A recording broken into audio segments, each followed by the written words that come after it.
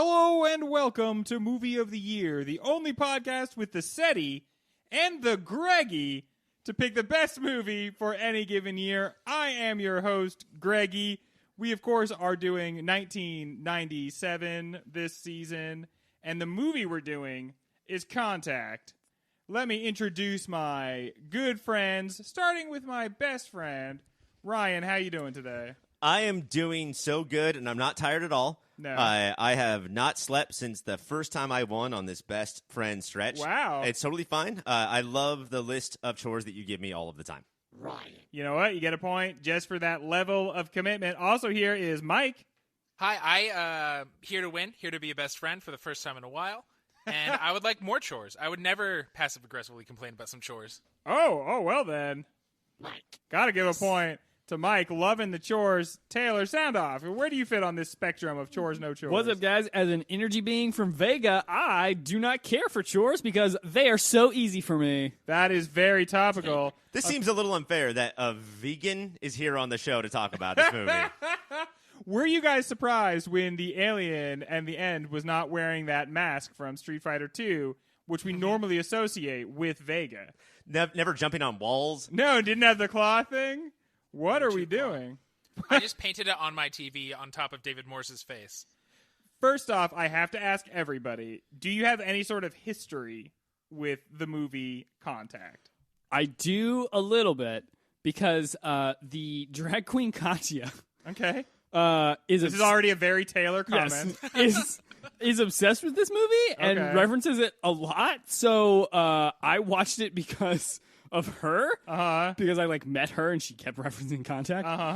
So she does it in her personal life as in well. personal life too, as a thing.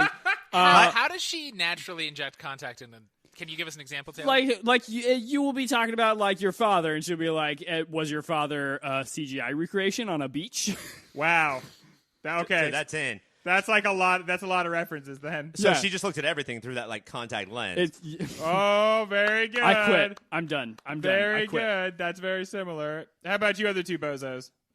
I've seen Arrival. That's about the history I have with Contact. The Arrival, of course, is the sequel to Contact.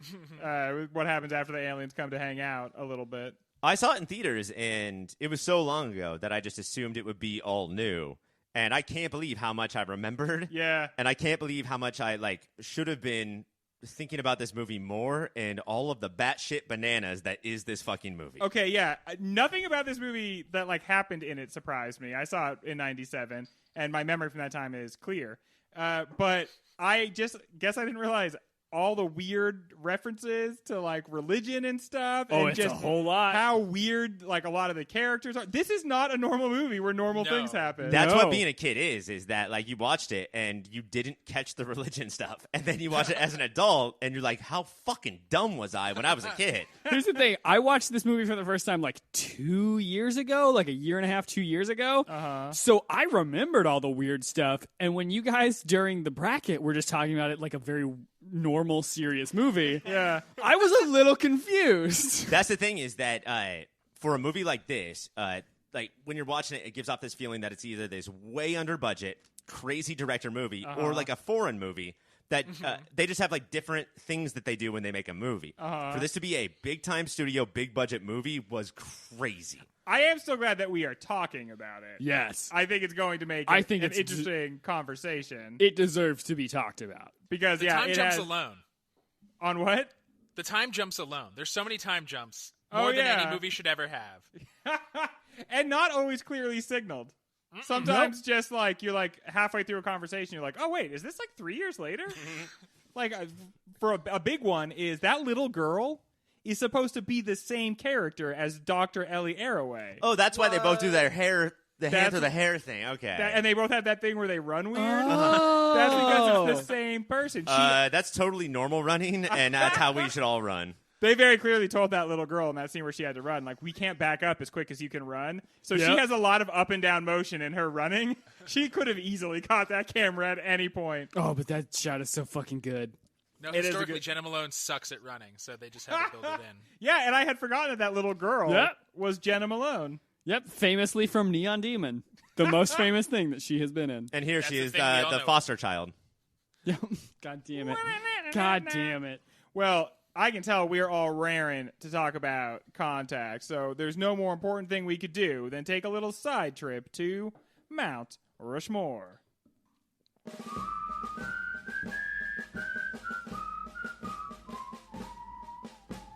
Mount Rushmore! Confession time, you guys. I try to play it off every week like I know what Mount Rushmore is, and I give a completely plausible definition for what it is. I have never known, and I've been too embarrassed to look it up, so I finally did and found out it is an art installation appearing only in Taylor's bedroom at night, and he won't let anybody see it. Well, it's not spooky in the day. No. So you have to go look at it at night. Dude, if you want to get spooked out by some big stone heads. Well, Taylor, though, said it's time for a little bit of a renovation, and he wants to replace the heads, which had been, if I remember, the hot girls of 97. He wants to replace it with just 97 babies. Taylor, is that too many babies? No, I think it's actually one fewer than the babies that it should be. You would like there to be 98 babies. I like 98 babies because then if one less and it's 97 babies, and that's not enough. One more, 99 babies. I got so many problems, and babies are all of them. 99 babies in stone on the wall. 99 babies in stone. All right. Fun and games aside. Let's get those aside. Yeah, let's push those right to the side, and let's only deliver the serious content that we are here to give. It's actually people who were born in 1997. Yeah. Okay. Yeah. So they should have been born in 1997 and now have raised to some sort of prominence. Some of them have their own babies. Babies. That's crazy. That's babies gross. making babies. The fact that I understand 1997 was an amount of time ago. Yeah. But the fact that people could have been born then and are people that people know, astounding to me. That is a little weird, right? Like if someone says to you, I was born in 1997, like part of you wants to get sick, right? Mm-hmm. Like Yes. that doesn't You're 5. seem. Yeah. How are you so articulate at 5? Why am I hanging out with a 5-year-old? Not again. Ryan, you are the champion. You are the best friend. You're famous for saying, Daddy, don't go. Greg, I just don't want you to leave. Calling me daddy, part of the best friend privileges. You don't have to utilize that if you don't want to, but you can. Who do you have as a baby of 97? Well, I think there's only one. I guess Really? we can. That's so false. That's very improbable. There has to be 4. This is the year, and we could talk about other 3. Or we Baby can just, Diego. maybe we can just make her 4. But Kylie Jenner is a mogul. Yeah. Is like a billionaire, right? She has $1 billion. But to And say, she stopped once she made the billion. She stopped making money. But I have to say, she's got enough. Do we really need her to have the mountain? I think I'm that just saying. the only thing that Counterpoint. money is worth having is to get your head on a fucking mountain. Here's my big fear if we Word. don't put her on the mountain. She buys a competing mountain, right, and draws all the attention to that. So Yeah, it's a possibility. I think we're gonna have to put her right. What? Okay, why does she have $1 billion? Makeup. Okay, She's for the makeup. self-made. yeah. She's the youngest self-made billionaire. Okay, aside from the snark about whether or not this young woman deserves what did she really do to get the $1 billion? It's her makeup line. She's $1 billion of makeup? well, she's a model, so people love her anyway. She's an Instagram influencer, which she gets a bunch of money from, Okay. and then her makeup line is the thing that pushed her above and beyond the others. To the bill. Okay, well, she's going up on the mountain. $1 billion. Yep. Does she have like one of those John Hurt little airplanes, the Hurt Locker, I think he calls it, just flying all the time? She says, "Why build one mascara when you could build 2 at twice the price?" That's makeup, right? Yeah. That is makeup. Mike, Yes. do you know any of these 97 babies? I think just as influential and big across coast to coast America as Kylie Jenner is the very talented actress we've seen grow up and only get more talented as Chloe Grace Moretz. Young hit girl herself. Okay. She was Hit Girl. Did we watch her get more talented? Yeah, she was hit girl. She was And in other movies. Is she more famous now? I remember she was on 30 Rock, right? Yeah, she was Yes, Jack she was- Donaghy's niece or something. A rival, Yeah. but also maybe his niece. But yeah, like his chiefest rival. Oh, your rival should always be your niece. Yeah. it's Don't stop till they're dead. like this 15-year-old girl who outsmarts him constantly. Here's what I'm going to do. I'm going to put her on the maybe pile. Sure. She's one of my maybe babies. I just want to see what else is out there as I'm selecting from the babies of 97. I don't know if she has, like, you hear Kylie Jenner. I don't know if Chloe Beats Moretz is like the next name you jump to there. Taylor, what could be the next name I jumped to? One that I cannot believe that Mike just passed over like a fool. It's one Malala. Whoa, wow. Wow. Malala was born in 1997. Malala, famous, like, Afghani, like, Yes, like fighting the Taliban, insisting on schooling, getting shot in the head. The way Yes. to win this game is to put Greg in a situation where if he says no, he's a racist sexist. Yeah, she's fucking Malala. She's just as bad as the Taliban. She's a young girl giving speeches at the UN. She Now- was shot in the face. Real quick, Yeah. how much are we talking about, like, value? Like, what does she have in the bank? I think like at least couple hundred. Respect? Okay. How about that? Okay, so Dignity? she's no Jenner. Right. She's no Jenner. Jenner. I will say that. Do you have to buy your way onto this mountain? It doesn't Little hurt. bit. It Little doesn't bit. hoit. But of course, I'm going to put her right on the mountain. I can't actually think of being more proud of somebody to have on one of these mountains Right? ever Then Kylie Jenner. than Kylie Jenner doing it on her own, maybe having an app. I don't know. Ryan, what a tough act to follow. Oh, no, I have somebody who is equally... Could you imagine if you had to go on a show and Kylie Jenner had been on the show and then Malala had been on the show and then it was your turn? Well, Oh, now man. it's time for the musical guest. Okay. And- Rage Against the Machine. The musical guest is going No. to point out that today is not... We're recording this on a God Saturday. damn it! You son of a bitch! How dare you? But How dare yesterday happened to be you? God damn it! Friday. Yes. It's Friday. Yes. It's totally Friday. I don't know if you could hear that at home, listeners, but Ryan got the point. All How right. right away. Insane. Right, What? more than Chloe Grace Moretz. How dare you take this from me? How dare you take this from That me? is probably one of the most important songs in the history. The of Carly Rae music. Jepsen of our generation. How? Okay, now how dare you? I feel like that song does as much as Malala to stress the importance of continued education. All right, and I would be surprised if someone told me that she was not a billionaire. You come up with a song like Friday, and I'm guessing it starts with a B when we're talking about your money. For about $35, you can have her custom sing a song for you online. Wow. Malala? That's how you make that bill. Could you imagine? Hey, I got Malala to sing you happy birthday. She took time out of her day to do this. She was not cool about it. And cannot sing. No. Not one of her talents. You know what? Stick to the politics. All right?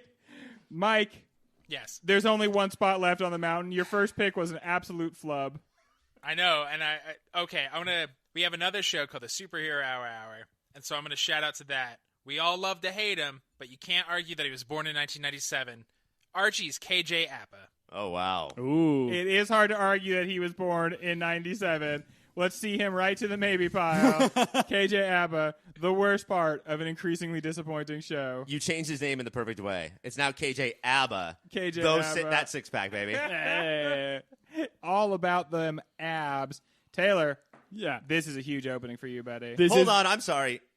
It's KJ? It's KJ. Isn't it? Yeah. And he's from Australia? Yeah. Is his name Kangaroo Jack Appa? Yeah, Yes. Kangaroo Jack Appa. Why do They you, fucking love that movie. why do you think? Why do you think they have? His Why do you parents think? conceived him to that movie. Why do you think Anthony Williams hangs around the set so much? That and Young Einstein are really like the two official movies of Australia. Taylor, I think it was to you. Oh yes, it's me now. I'm gonna give someone who was on arguably the most successful show of our time, one Maisie Williams from Game of Thrones, who we saw grow all the way up, and who some would argue was the actual star of the show. Yes. I don't like the term "damn, baby, you grew all the way up."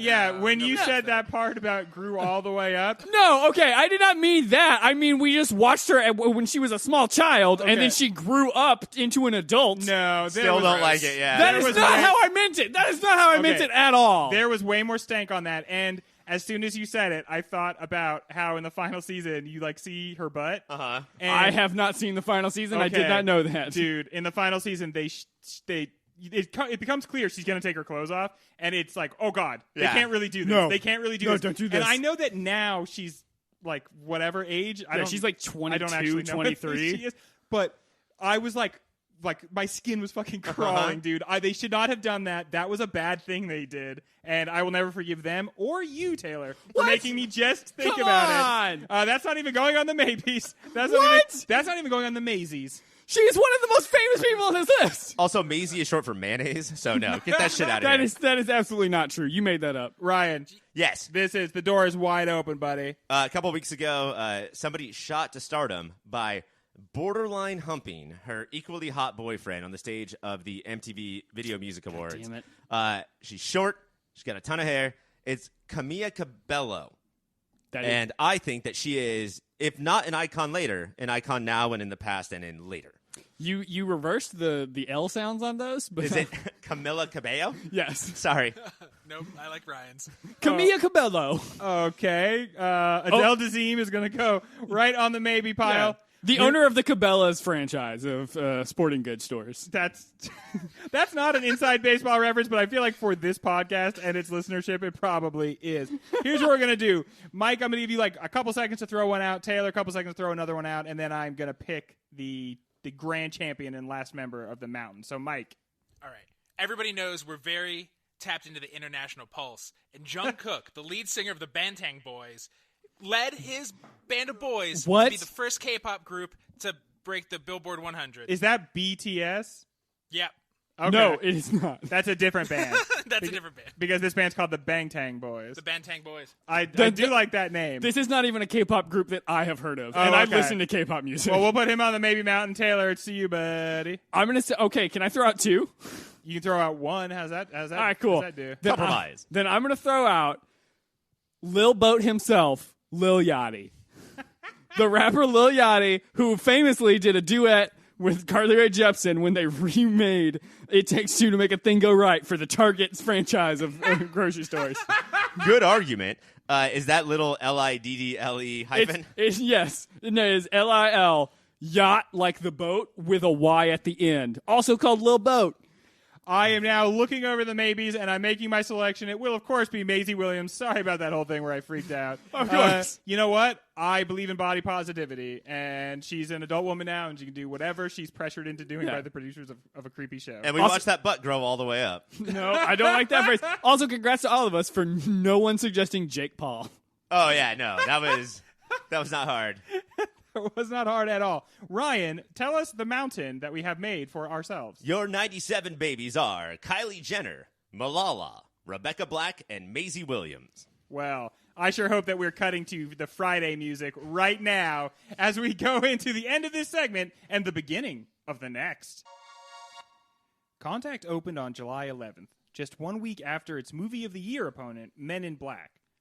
Despite both of the movies being big-budget, sci-fi summer tentpoles, it was a bit of counter-programming on Warner Brothers' part to release it so close to Men in Black, as Contact reinvigorated a genre that had been basically dead since the late 70s, early 80s, the sci-fi movie strictly for adults.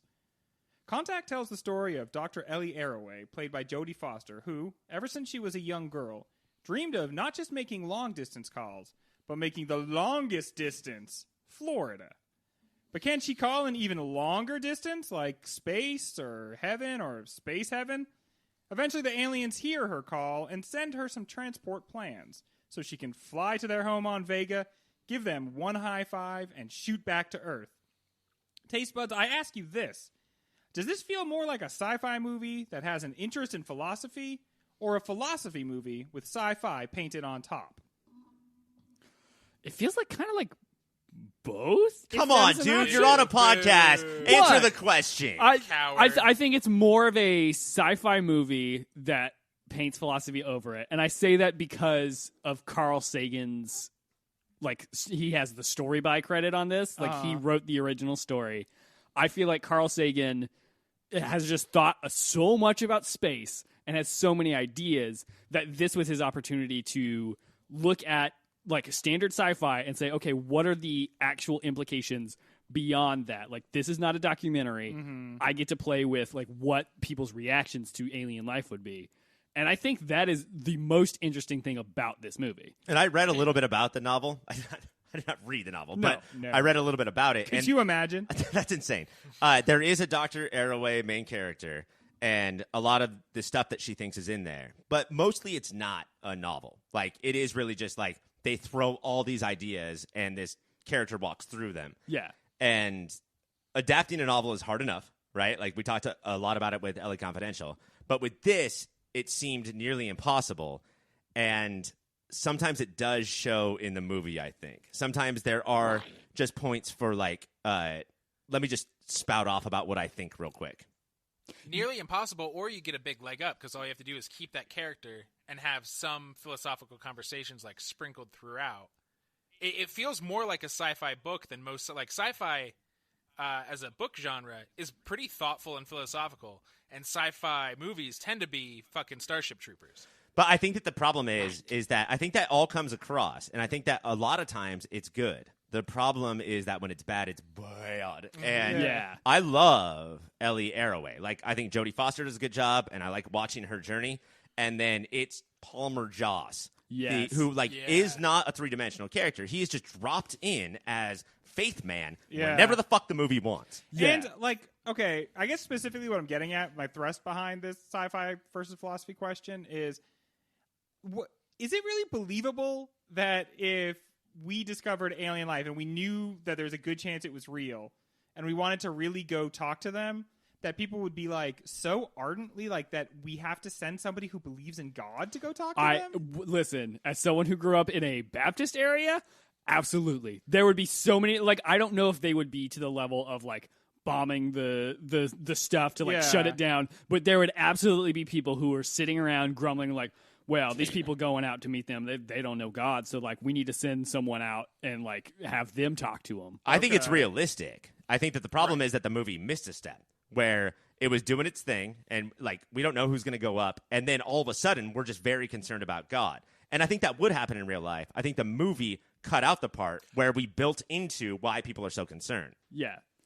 Well, that's that. When you jump years, it feels like the movie's like they had that talk off screen, and as viewers, we're like, let's have that talk in front of us. I might like to hear this conversation that informs the basis of this movie. Which is such typical adaptation because the person who wrote the script read the book a billion times. And so some of the stuff is in their head. Yeah. And they lost control over what they're portraying and what they're not. Right. They're trying to split the different, like, show the difference between a Jake Busey religioso and a Palmer Joss religioso, but we see it through Foster's eyes, and it's just like, religion's kind of crazy. I guess sometimes it's not.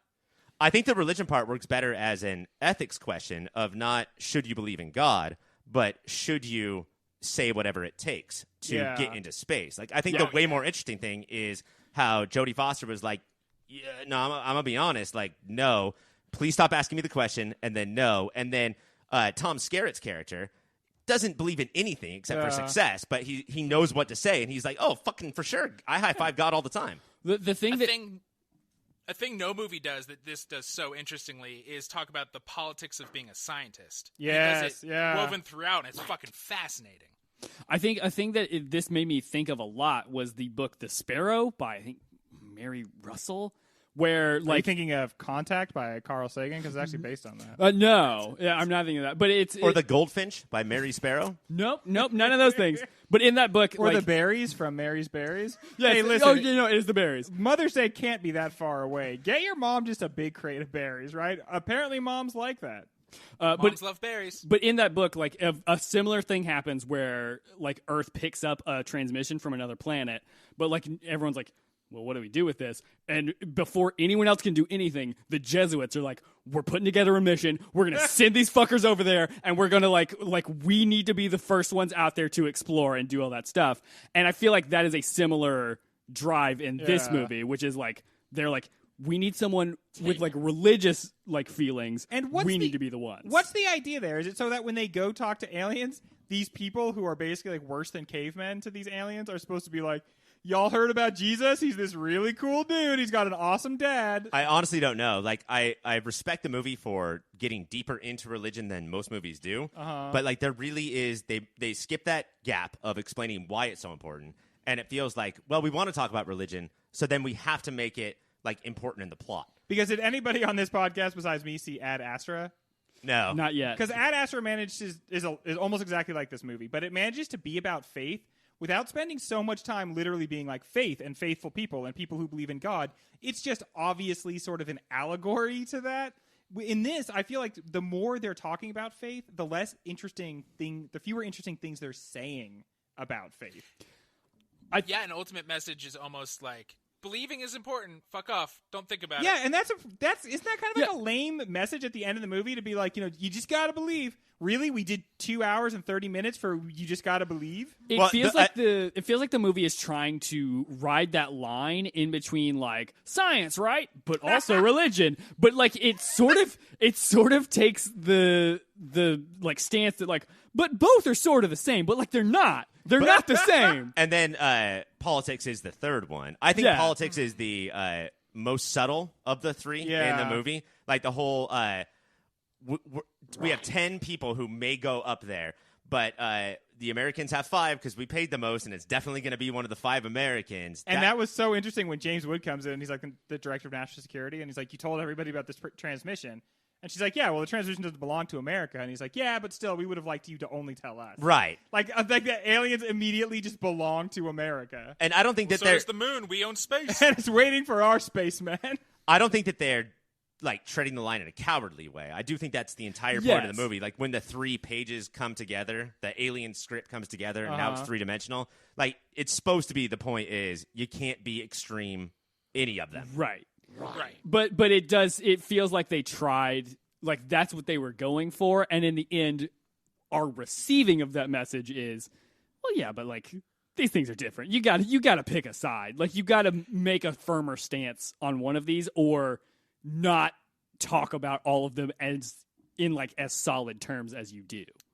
Especially because like we see, it almost feels like I get that it's saying don't be extreme either way, but we see Ellie change, but McConaughey kind of stays the same. So if he represents faith, she represents science, and only she changes, it feels like the movie's trying to say something else. And their representative of faith was this incredibly 90s thing where it's like, I'm a preacher, but I'm not your average preacher. Oh, like man. I dress normal. It made me think of Fleabag too. It's like, hey, you know what? I do love God, but you know what I love too? Smashing that puss. So I got to get on my knees for more than just God, if you know what I'm talking about. I want to see why you're called Fleabag. All right.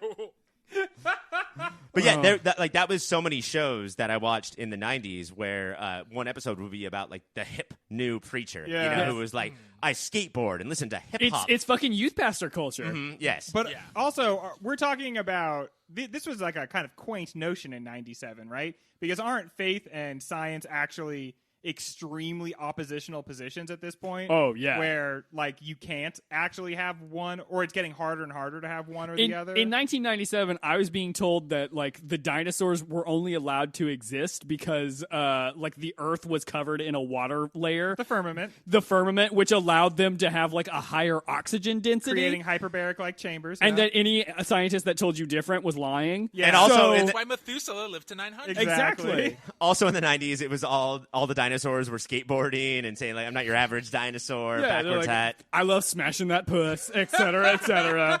Dinosaurs were really horny in the 90s, you guys. I've seen The Land Before Time. Believe me, things were pretty fucked up. When we come back, we are going to do a segment. Good news, it's trivia. Bad news, unless you're a Patreon listener, you don't get it. That would be awful if for some reason the Patreon listeners were kept from getting something. That would be wrong, and we would never do that. It's trivia for the Patreon-only listeners when we come back.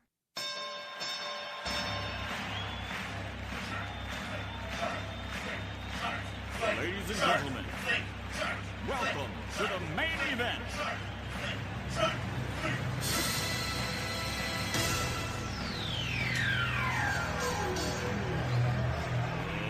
Let's get ready to rumble!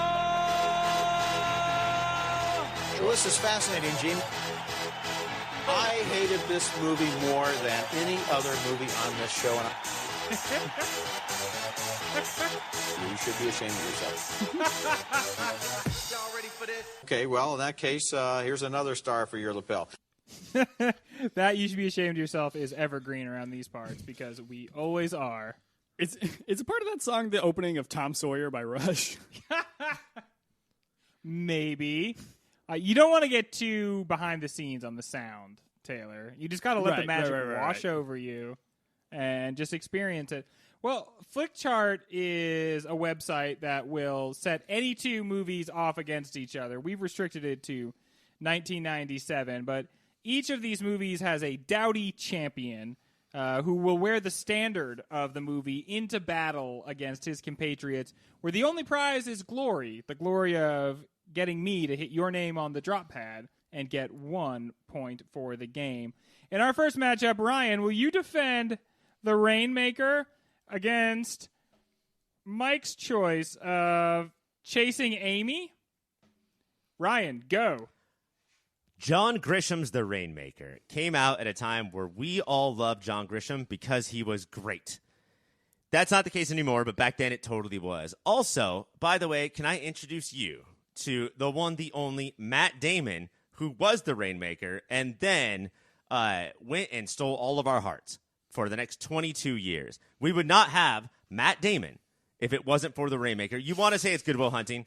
You want to say it's Dogma, because he was like in the beginning of Dogma. But no, it is the Rainmaker. And also Danny DeVito's in it, and Danny DeVito was not in Mike's movie. All right, you are out of time. Ryan, Mike, what is your rebuttal? Kevin Smith's Chasing Amy came out at a time where we just thought he could do poorly viewed sophomoric comedies. And he went, no, you know what? Gay and bisexual people exist, and maybe we should deal with it. And as progressive as the late 90s could get, it doesn't stand the test of time now, but he was trying, and it was funny. And it also gave us one future king, Matt Damon, in a slick douchebag movie executive studio guy, and he was brave enough. I want to be America's sweetheart, but will I still be a D-bag? Yes, I will, because he's a consummate actor who knows he should work with up-and-coming greats like Kevin Smith. Now, Mike, I do like the fact that you argued pointing out all the movie's faults as you win. That was a very brave technique, but Ryan, I'm going to give this one to crazy. Ryan. Mike, you're going to get another chance to avenge yourself here as you defend In and Out, a movie that I can only assume is about delicious burgers and potato fries, versus Speed 2 Cruise Control. Uh-oh. Mike, you are on the clock. Apparently, I had a thing about 1997, and it was about sexuality and how confusing it is. Kevin Kline starring in In-N-Out in a small town as a teacher who some people around him know he's gay, and he finally admits it, and then the small town freaks out, but they all come together to support him because they realize he's such a good guy and such a good teacher, it doesn't matter who he wants to put his dick in. And then we all learned as America, we're like, it doesn't matter what Friends says about homophobic jokes. It really doesn't matter who you want to put your dick in. And Kevin Kline's goddamn great, and everything he does is goddamn great. Taylor, how can you beat that? Speaking of sexuality and how weird it is, Willem Dafoe, ladies and gentlemen. This man is... Oh, I thought you were going to bring him out. Here he is. Willem Dafoe.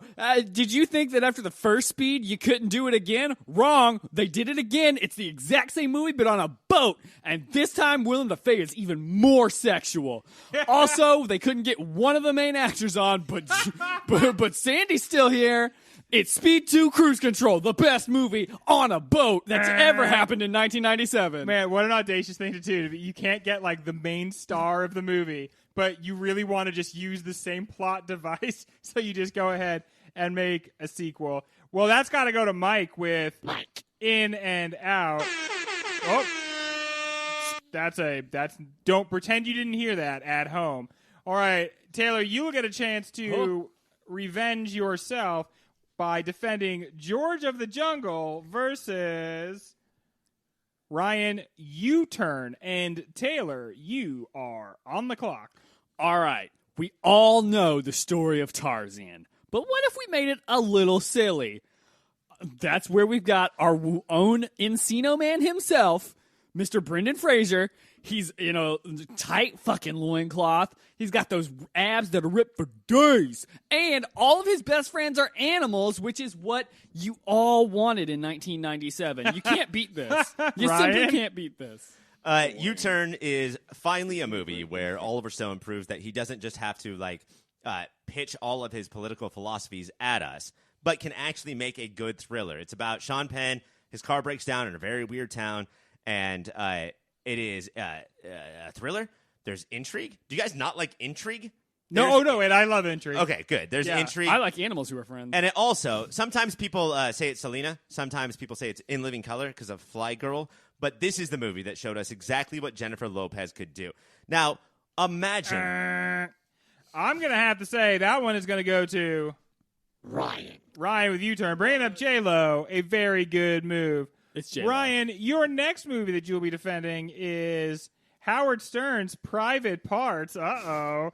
Versus, Mike, you will have Volcano. Ryan, you are on the clock. At this point in our lives, we thought that Howard Stern was like this sort of like nasty pirate who probably didn't wear deodorant and said weird things to old ladies. And this, instead, was an adaptation of his biography that showed him as like an actual person. It turns out that he's a pretty good actor if he's playing Howard Stern. And we got But isn't that a hard thing to do to play That's the yourself? hardest thing, yeah. And it showed that like his life did have some speed bumps, and it showed all of the person behind the crass comments. That there actually was a three-dimensional person here. Mike. It's so weird that two movies humanizing shock jocks came out in the same year, and everybody has to choose one, and mine is Tommy Lee Jones's Volcano. And his take on the LA version of the Howard Stern character, and he's working his way through. He's just a little guy at Kevin and Bean, and then a volcano erupts, and he has to not only show us that he's a human underneath all the bad jokes, but also save people from volcanoes. And that's hard because his face looks like a volcano. And how can Crag fight Crag? The only way is with Tommy Lee Jones. Dude, no matter who wins when Crag fights Crag, we lose. Mike. Except for Mike, I guess. He wins. Except for Mike. Yeah, Mike Mike wins when Crag fights that Crag. Mike, Romeo and Michelle's high school reunion versus Taylor. Here it is, Mouse Hunt. And Mike, you are on the clock. It is a goddamn travesty that Romeo and Michelle's high school reunion is not in the top 8 nor Agreed. the Patreon show. It's insane. It's one of the best, funniest, weirdest comedies, and the fact that it's all those things and came out in 1997 when we didn't know what weird or funny was, and Lisa Kudrow and Mia Savory are just allowed to be what they are, and all the fucking cameos. This movie is perfect. There's not a thing wrong with it, and there's no goddamn mouse hunting in it. Oh, dang. Taylor, you've been called out. How will you respond? It is a travesty that Mouse Hunt is not in the top 8. It is a perfect, weird, funny movie. It's got everything. It's got Nathan Lane. It's got a mouse who eats string. It's got a mouse that kills the guy from Pulp Fiction who puts a watch up his ass. It's got body horror. It's got cuisine. It's got the whole thing, and there's an old fucking house, and nowhere in Romeo and Michelle's high school reunion does anyone hunt a mouse. That very, very hard to argue with that. Mike. But Okay, I guess Mike. that makes sense. I guess Mike All right, that makes somehow did it. All right, Ryan, you have Donnie Brasco versus Mike's The Full Monty. Ryan, you are on the clock. Donnie Brasco gave us a respite from Al Pacino's hoo-hawing. It had been about a decade where Al Pacino just hoo-hawed up and down Hollywood Boulevard saying, this is how you act now. Mm-hmm. And in this movie, we get him. He had that little stand he would, for $5, he would do a hoo-ha. Right. And yeah, he would sign the hoo-ha and you could take it home and show your grandparents. This was him as like a quiet, meek opposite of Michael Corleone, as like trying to be a bigger gangster, and then befriends guys. Donnie Brasco, who's a cop. Fucking Al Pacino, what are you doing here? Mike, The Full Monty, go. You go in expecting a wacky comedy of a bunch of middle-aged men learning to strip, and you find out what a horrifying tale of the death of the steel industry in the UK. And you learn a little about yourself, and you learn. It's like when you go to see Thunder Down Under, and instead of them stripping and it's sexy, they just start telling you about their drug problems and daddy issues. Look, it's not what you expected, but goddamn, does it deliver a human experience? Wait, like do that which male you didn't strippers even know do you that deserved. too? Oh, buddy, even more so, because I think everybody wants to hear them talk. Well, very hard to go up against that argument. Mike, your next movie is I Know What You Did Last Summer versus Good Burger for Taylor. Mike, you are on the clock. Kevin Williams was on a fucking hot streak after Scream. What do you do after like redefining horror? Just make a really good slasher movie. Everything doesn't have to be goddamn commentary. You can just get like really talented, really attractive young actors and fucking kill them. And it teaches a good lesson. All of them deserve to die because they were drunk, They hit a dude and just decided to kill him. It's the only movie you can fully go and be like, no, all these characters should die, so I get to cheer every time one of them gets fucking fish hooked. Taylor, respond. All right. You know who should cheer anytime they see a movie about things? People who see Good Burger. All right. Two of the standout stars from the best sketch comedy show that has ever existed, all that. Keenan and Kel. So much talk of orange soda. They are they laid the groundwork for Dodgeball, for any other number of those types of movies. The dodgeball type movies. The dodgeballs, if you will. Yeah, all right. Very good. All right. Well, the battles are over. The ring is just absolutely covered with the corpses of defeated movies. But you know what? We stand triumphant because this podcast will always triumph. When we come back, another one of our questions. It would be so wrong to not talk about the end of this movie. 20 years later, is the third act reveal of the aliens as controversially disappointing as it was in 97? I don't think so because back then, when I saw it as a kid, I was like, oh, I want to see aliens. And I mean, like, aliens. I want, like, 8 arms and fangs and drool. And when that was not given to me, I was pissed. This time, I sort of appreciated how they set it up, right? Like, she just has a picture when she's a kid of, like, what her space heaven will look like. And then the dad comes out, which makes sense that that's how the aliens would treat it. The problem is the ending of the ending, where the whole point was like, oh, no, like, just be cool, bro. And then they sent her back, and that was it. They're saying, like, just chill for a little bit. Like, we'll make the next move, and it might not be for a really long time. Do you know what's fucked up? They chose David Morse because they're like, oh, your dead dad, that'll comfort you. Don't come at me with my dead dad aliens. I will not be more on edge than if a guy I haven't seen in 25 years is the one who walks out of those goddamn alien woods. Yeah, let's, like, maybe not adhere so closely to the Morse code, right? The aliens showed up, and they were just like, hey, by the way, we have no respect for death. Just gonna throw that right at you. Just gonna hit you with that one. I get that it's overwhelming. And I do like the ending. I want to say that. But, like, for her not to be like, hey, give me, like, some advanced technology can react. What are you called? What's this society called? How can I, like, it's crazy she doesn't ask questions. I've seen enough Star Trek. So you go in and you have 3 questions to ask those aliens. But that's a good point. But are they going to give her any answers? What she specifically says, I have so many questions. And he's like, nope, not going to answer those. This is just the part. For whatever reason, the way they do it is you send one person, and then that person actually talks to the aliens for a very little bit, and then they send you the fuck back, and then probably everybody watches how you, like, the aliens watch how you respond to that. And they sort of insinuated that, like, 100 years ago, some fucking British chimney sweep also went in for, like, a few less seconds than she did. Like, no, these are baby steps, and this is just how we handle it. This is how we've always been handling it. So, like, a lot of humans have gone up there, and we just don't tell them shit, but we fuck their life up forever. And what is it that makes you say that some other human had already been there? It's just like, this is how we do it. I'm sorry, but this is how we do it. Okay. And it just sort of seemed like she is not the first person to get there. Oh, I thought when he said that, he was referring to, like, all the different alien species. Yeah, the other species met up with before. No, I'm right. You 3 are wrong. Because I think you have to make the thing. Yeah. You have to make the thing and traverse the tunnels that have been there since time immemorial. I was one of these people that was, like, very, I'm going to say, perturbed by the ending when I was a kid. And I'm not sure exactly why now, because I don't think you could have a better meeting with the aliens than this one. It's not just that the alien looks like her dad. Clearly, from far away, the alien looks like a weird-ass alien that she can't quite comprehend. Yeah, it's sort of like a glitchy, blurry, like, predator and camouflage. Like, her eyes literally can't understand what she's looking at, and so they're just showing her, like, a blur of a figure. And then it resolves into a person so she can actually talk to that person, and they use the only thing they have, which is, like, her concepts to create that for her. Yeah. That's a solid idea for meeting with an alien, I think. Yeah, I like that aspect of it, and I think the more interesting thing that the movie does is it gives you just little teases of what their, like, life is like. Like, we see one image of, like, some massive, incomprehensibly large machine, and then, like, fast forward, and she sees, like, this very geometrically laid out city on, like, this planet. But, like, a normal-looking city, like lights and houses and shit. Yeah, right. And like, that stuff is way more interesting seeing just a glimpse of it without overshowing your hand on what these Yeah. aliens are supposed to be like. Which reminded me a lot of, I was talking about Close Encounters is like the last adult sci-fi movie, but it reminded me a lot of The Abyss. Maybe that was the one before it where it's not about action, but like the whole ending reminded me of the ending of The Abyss. Yeah, okay, but let's move. That's like really the kind of like the climax of the movie, but it's what everybody calls the ending.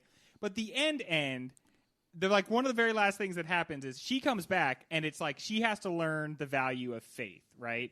Because it's not clear that she actually even went anywhere. There's zero evidence that she actually went anywhere, and she's like, "Oh my God, you guys, I've learned faith. Like now I get it. I get the lesson." And then right before they let you get to credits, they're like, "But hang on for a second." And then they're like, "Actually, though, there is proof that she was actually gone for 18 hours." Did the Angela Bassett James Woods conversation ruin the point that of the fucked movie? up I think what they so. were- That fucked up Yes. the entire point of the movie. But did it? Because Like- Jodie Foster doesn't know, so we see she grew as a character. It felt like almost that there was a 1 season long, 24 episode version of Contact, and so we would care just as much about Angela Bassett and James Woods' relationship as the rest of the movie. We're like, oh shit. Chinese tonight, though? I feel like they let that hang in the balance for so long, and then somebody at some point must have said, "We have to tell the audience that she definitely did go somewhere." Yeah. Which do you? You fucking showed No. it. Like, Because it has the ending, like the ending of the ending is pull back on the White House, and like that's just sort of how movies end, roll credits, right? Yeah. Like we're gonna leave it, and that's a great ending if you didn't answer every single one of our questions. Yeah. You know? There's nothing really to think about except for the fact that Jodie Foster grew. Yeah, but she grew, but the whole point was, like, she needs to have, like, the point of the movie is tell the audience you need to have faith in things outside of, like, what you, like, know. Uh-huh. But her faith is based on something that the movie says, no, this is real. Like, this is an actual real Right. thing that you should know It's about. not faith to her. Right. It's like this was a real thing that happened. Like if it left that out, I think that the message would be more powerful. And yeah, especially because it opened up a weird door about James Woods' character, who seems to like know what Angela Bassett's about to say and be infuriated by it. yeah. So did he Yeah, have but- contact with aliens? Yeah, it just feels like he knows that she's going to bring up this thing that he knows about, but like she's not supposed to. It's like rude for her to reference the fact that they both know that he's lying. Yeah, he's like, oh, I didn't think about that. And then a long tongue comes out of his mouth and catches a fly. It's teasing Okay, another- Contact too. Another aspect of the ending I want to talk about, the thing that made no impression on me the first time, but made a big impression on me this time. Jodie Foster has said it was very hard for her to film the being in that little capsule because she was just in a blue room, a room with like all the walls painted blue and everything. What did you guys think of her performance as like, oh my God, I'm seeing all this crazy stuff? Look, being Your tone of voice says a lot about what I need to know. playing a character who is experiencing something that is unfathomable to Yeah. humans Yeah. and is overwhelming is very hard to do. Probably, yeah. And she definitely I do it all day, every It's like day. breaking up in that way. She definitely tried. yeah. But it comes across as I am doing the most acting I'm because doing the most, the absolute most. But before that, I do think the "I'm okay to go" repetition. A la I agree, yeah. Robin Yes. Williams, "You're okay." The way Yeah. like it's her, she's panicked. She's convincing herself. She's convincing them. Like this is all she's wanted her whole life. That amount of acting gave me so much goodwill towards the whatever happened afterwards. I agree with Yeah, I that. do Yeah, agree and with so that. when she's stony-eyed, trying to describe what she's seen, Yeah. I was just in because when we talked about the ending back then, we were like, "What the fuck? We didn't see aliens." Yeah, that's all we cared about. But before she gets to Vega, from the time she drops to the time she gets there, is like chair clenching, fucking incredible Yes, movie making. yeah. and the floor being translucent, and then her face just being all over the place. Yes, shit. and sometimes a ghost version of her pops up and says sometimes stuff she's gonna say in a second. Sometimes it says stuff that she never ends up actually Right. saying. Yeah. Which At one point- really fucked me Cool up. as At one hell. point, the face like separates from her, and it's like, "I'm gonna kiss you." Like, what the fuck? What is going on? Tay in the wind. But no, and that was all stuff that like the graphics got a little chintzy. Yeah. Like the wormholes didn't look great all the time, but it was still like, so I don't know what the fuck is gonna happen. And I agree with Mike's thing of when she's saying I'm okay, that's her being like, you are probably going to die in a couple seconds, but just like try to soldier on because you can't give up. And then her, I'm just going to talk through this is clearly like, if I don't just narrate this, I'm probably going to absolutely go freaking insane. Yeah. Also, another thing from the end I liked is she's like, don't put the chair in the bubble. And they're like, well, you need a chair to sit in. And she barely bails out of that chair before it like flies up into the ceiling and breaks. You can barely hear the chair say, fuck this shit, and then it just gets destroyed. If the aliens send you things, because the center of that sphere was completely still, they had designed it that way. If they send you schematics, don't change them. No. Why would you ever change them? I feel this thing watching the movie, and I don't know about the book, but like all sci-fi movies in this situation are based on other sci-fi movies. Yes, and I feel that like this real challenge of like I want to do something new. Yeah, I want to have the travel be different. I want to have the alien look different, and maybe it's too try hard some of the time. But like I really felt like this was going to be its own experience of going to space. And the number, like the thing it's really working against, or its competition here, is 2001: A Space Odyssey. Yes. And it doesn't take the same. It doesn't make the same choice 2001: Space Odyssey made, which is this is going to be highly representational because like no one has any idea what's going on. This movie had a take. It made a choice, and instead of just bamboozling us with colors and lights and crazy images, it put down its tentpole and it said like this, what's happening here is she's talking to aliens. This is what they're like. And that's brave, isn't it? Like to actually make those decisions. Yeah. I think that's why I like most of the ending is that it's taking a choice and it's very intentional in what it shows and what it doesn't show. Yeah. And I think that for the most part works. I can understand if you are upset by it, like on the first watch, because you're like, well, I want aliens, not some guy. But like saying like, this is what meeting aliens would be like is a pretty bold choice. The truth is what the movie sets you up to want to get in that instance is impossible to deliver to the audience. You can't show the audience something that they can't possibly comprehend and then also have them be satisfied with the movie. Even like a title that just says, you can't possibly comprehend what's going on around. It's part of like the Arrival thing where like they're like, these are weird alien things. You're only going to see them behind a whole bunch of fog. Yeah. Like you're never going to see these things. We would have to dramatically change your brain for you to understand these things. Speed round. Uh-oh, that means it's time for our patented speed round, TM. The tagline on the contact poster is, a message from deep space. Who will be the first to go? ? A journey to the heart of the universe. Who wrote that? What does that mean? And can a tagline be that long? Definitely too long. It's 3 sentences. It sounds like Neil McCoy wrote that tagline. It's either from 3 different posters that they combined, or it feels like they're like this is translated from the Japanese poster, and like we just have to deal with the translation. A deep space message. Who will go? Let's find out. Terrific on fun. the next episode of Contact. Terrific fun journey. Also, it certainly gives up a lot of the game, doesn't it? Right. Oh yeah. I mean, that is basically a plot synopsis of the movie in a movie that Act 1, Act 2, Act 3. The movie unveils itself very slowly. Do you guys remember that the teaser preview for this movie was just Jodie Foster with like the cans on, listening to the SETI telescopes, and then suddenly she hears the sound of the aliens, and that's like the first thing they ever showed about the movie. That's awesome. A good way to get people to go see your freaking movie, for too. sure. Yeah. That's so good. Not to tell them the whole plot on the poster. No, don't and a do movie that. that attempts to be pretty reserved, actually.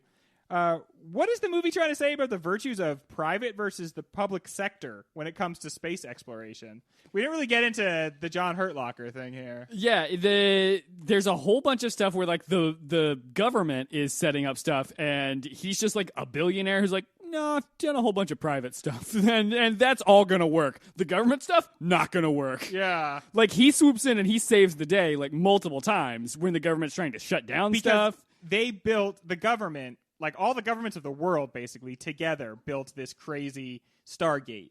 And then he, as a Bezos millionaire, built his own one, which they put in Japan. Yeah. Like, this is the guy that Elon Musk's, like, grew up wanting to be. Yeah, for sure. For sure.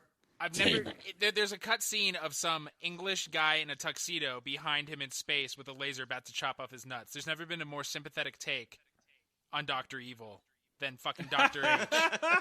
Yeah, we didn't see like the spaceship is in the shape of John Hurt's head. I also love how he has a lackey who puts him in the body bag the second that the news is talking about him. Yeah. It's like, all right, it's time to zip this shit up then. We can put him away now. Everyone is aware that he's dead. It's interesting. I've been reading a lot of cyberpunk recently, and this movie only does a few things that cyberpunk does, but having a rich person who lives in a satellite is very cyberpunk. I hope to do it one day. Yeah, dude. I hope we all get to die in a satellite.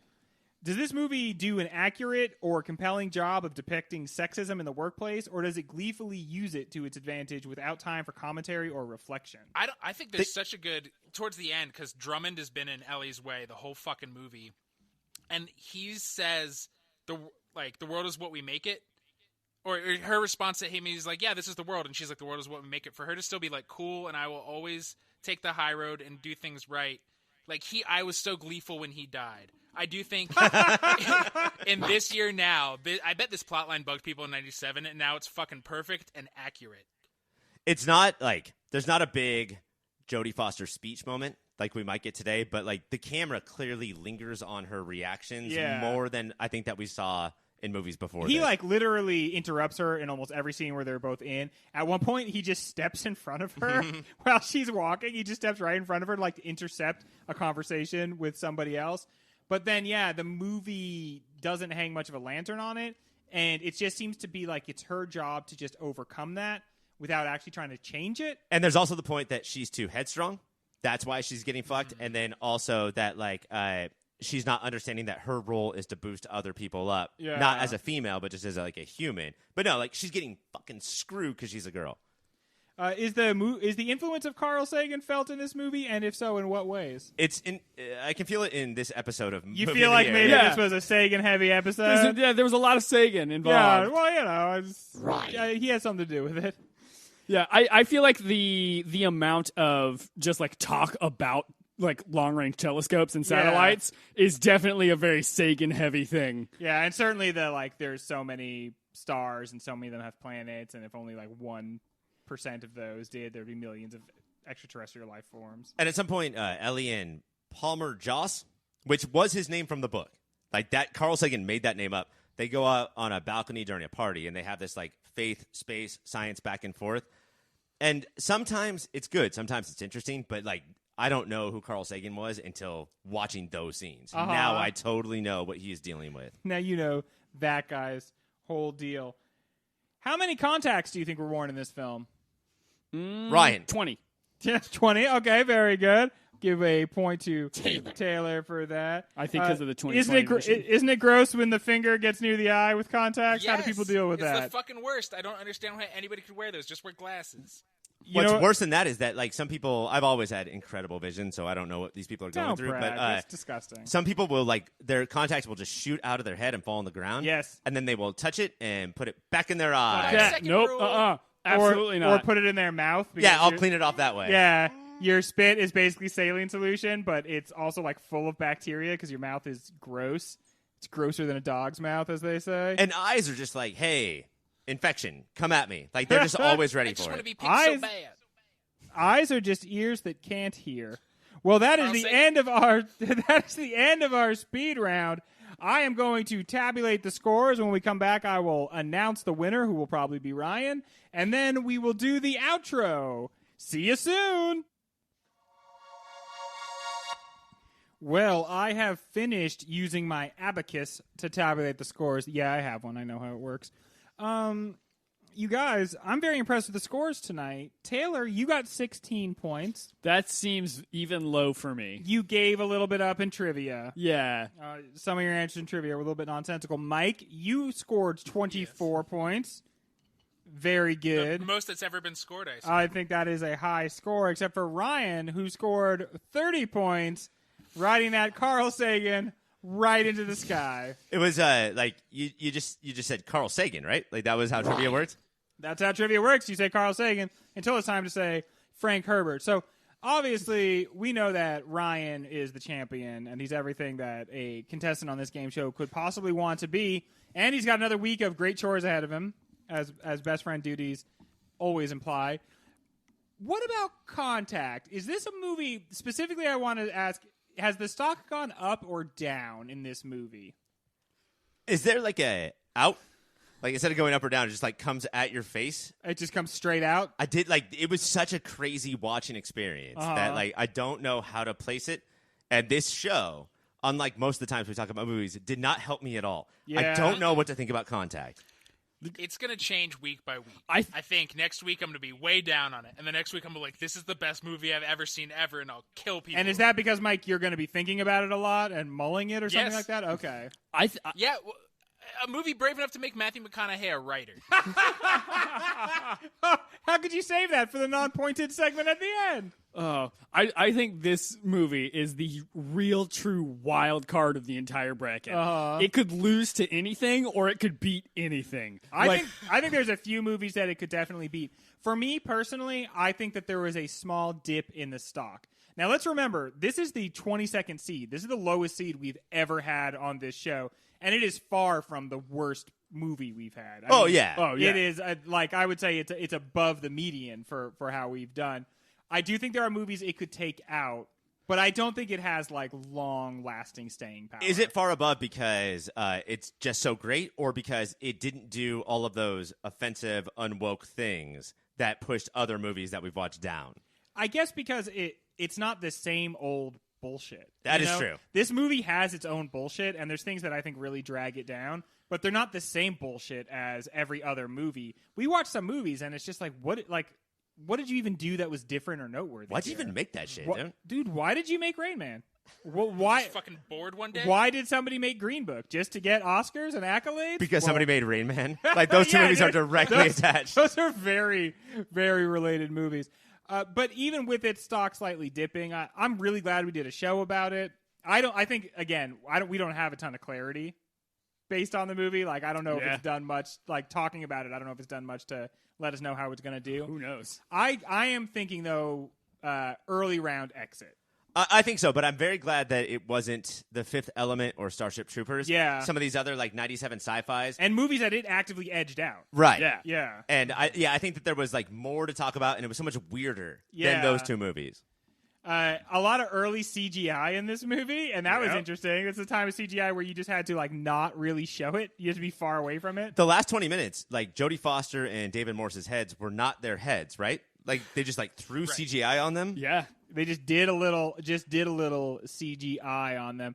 Well, Ryan, and there's parts of Doctor Strange and Guardians of the Galaxy that would not exist without this movie. Oh yeah, that's very true. And yeah, it is like definitely connective tissue between like an old style of sci-fi movie, as we pointed out, like the 70s sci-fi movie for adult, and movies that exist now. And like it is definitely a bridge between different eras of sci-fi for sure.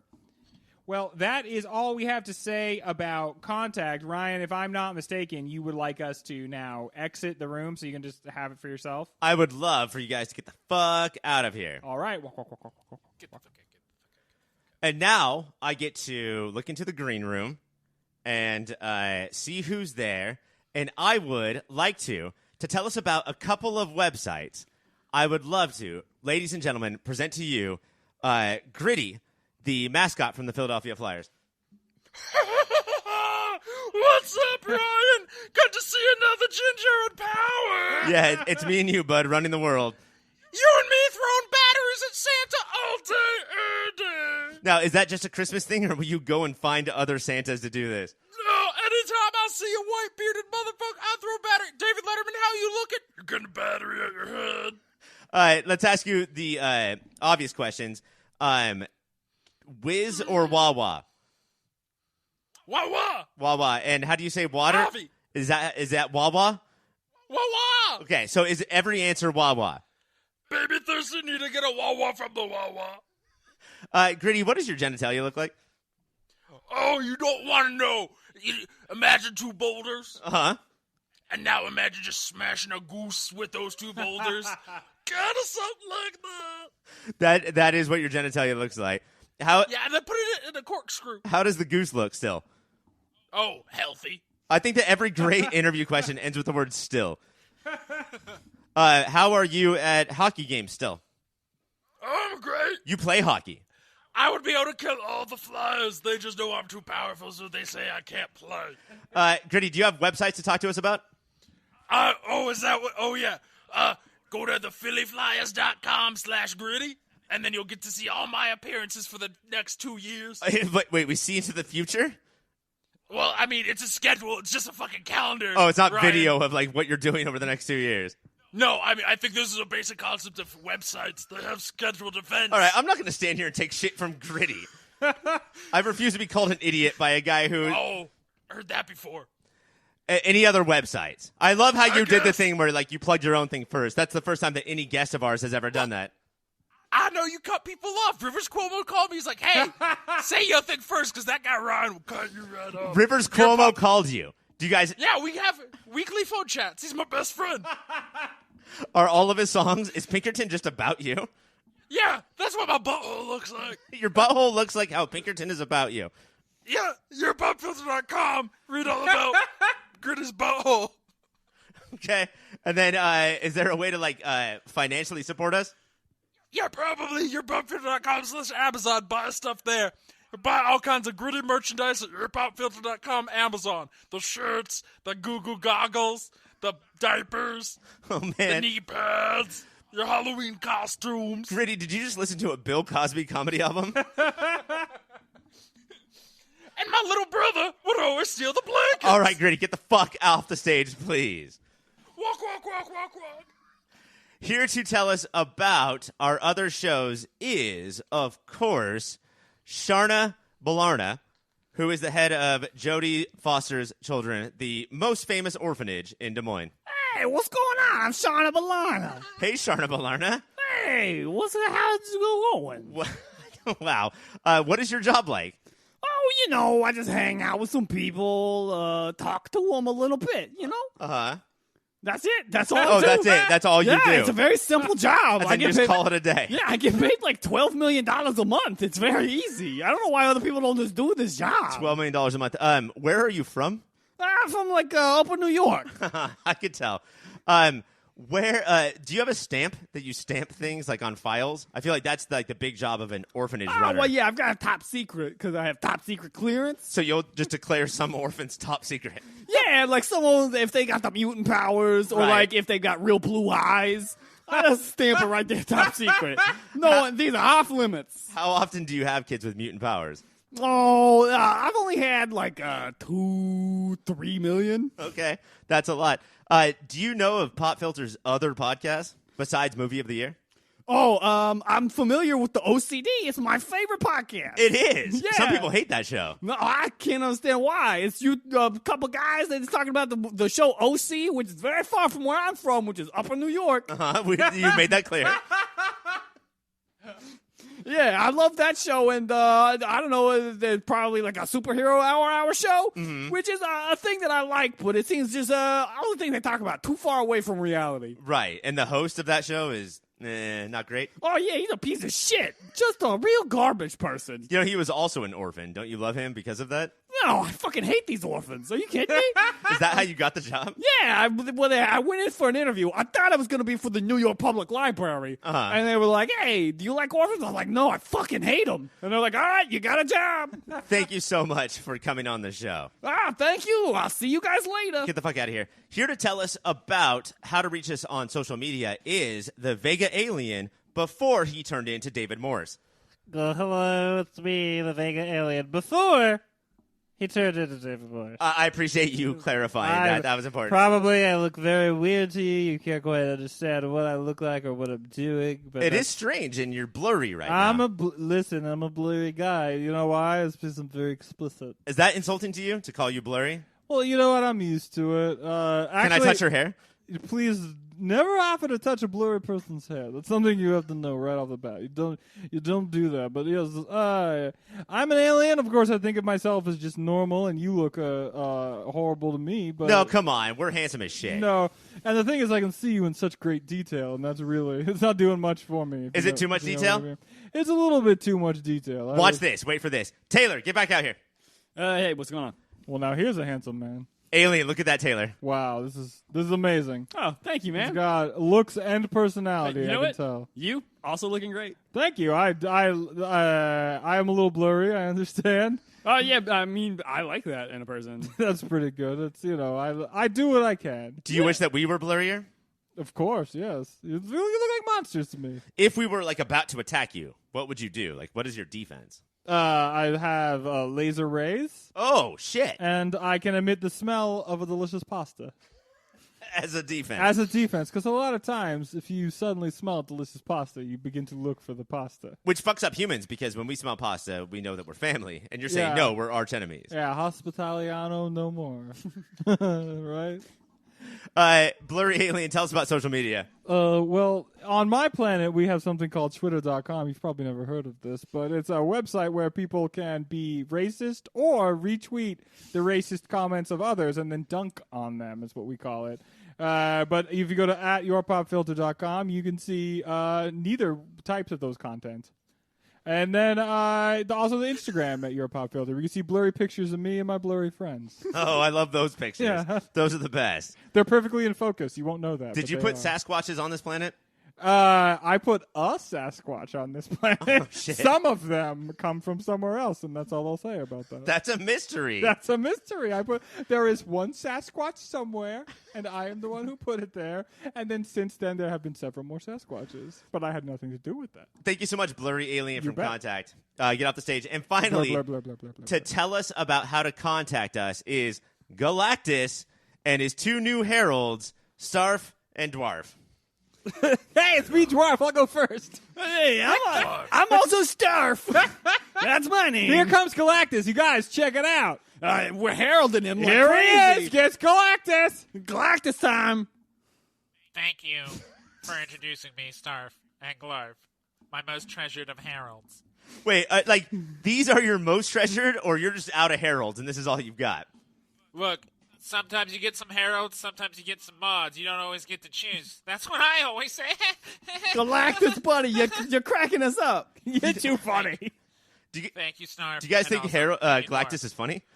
Oh yeah, absolutely. And he's got his areas of comedy that work for him. Yeah, explain to Ryan what areas of comedy you think I do excel at, Dwarf.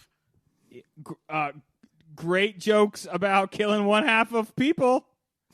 No, I kill all the people. That's the other purple guy. I told you never to mention your former employer around me. Oh, Dwarf, you have to update your CV. Sorry. I'll go do that right now. Oh fuck, do I have to go too?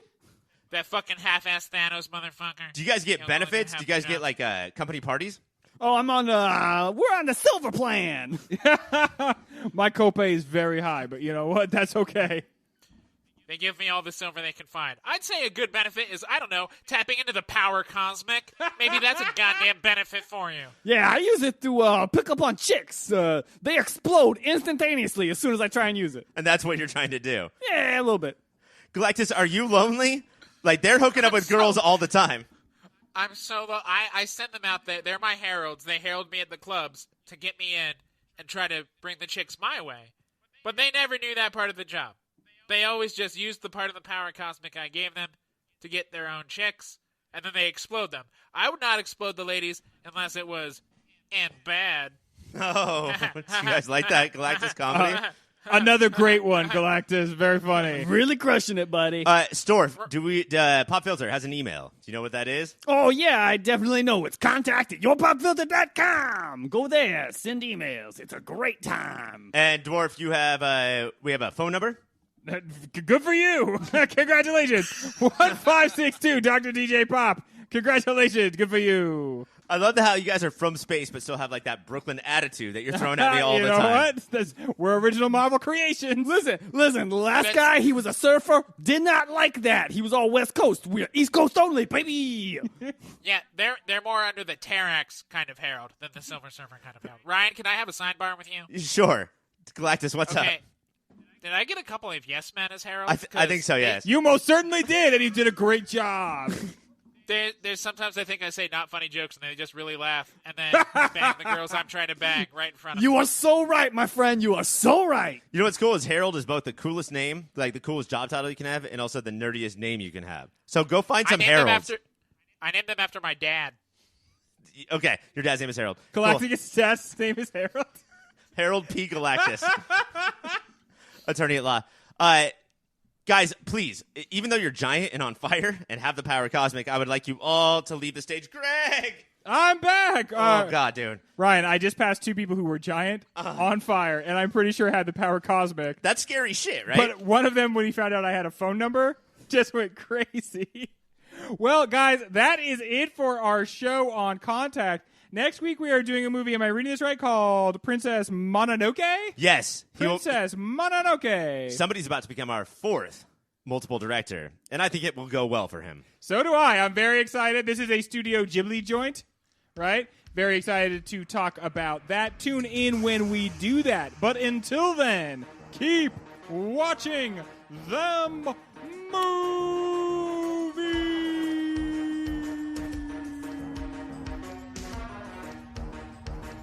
Greg, watch out for that hole.